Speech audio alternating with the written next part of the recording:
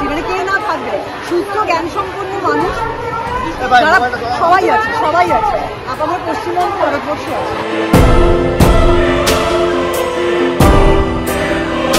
না না না, এটা দেখে বিভৎস ভালো লাগছে যে আমার শহর একটা বিষয় নিয়ে এতটা মাস লেভেলে প্রোটেস্ট করতে পারে, এবং আমি চাই যেটার জন্য আমরা প্রোটেস্ট করছি সেটা আসল রূপটা বেরিয়ে আসে।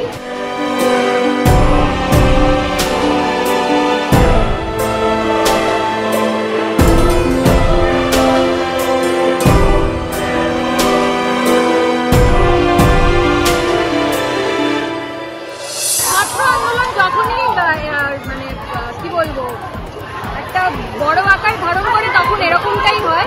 এর আগে আমরা হোক কলরবের সময় মিছিলে নেমেছিলাম, সেই মিছিলটা এতটা বড় ছিল না, কিন্তু সেটাও একটা বড় মিছিল ছিল, তবে সেটা একদিনের জন্যই আমরা নেমেছিলাম।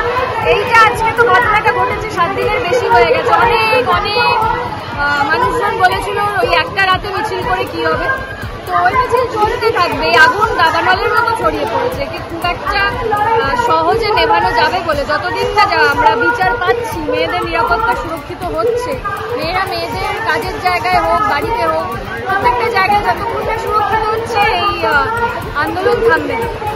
জাস্টিস, মেয়েদের নিরাপত্তা সুরক্ষিত করতে হবে আর দোষীদের শাস্তি দিতে হবে।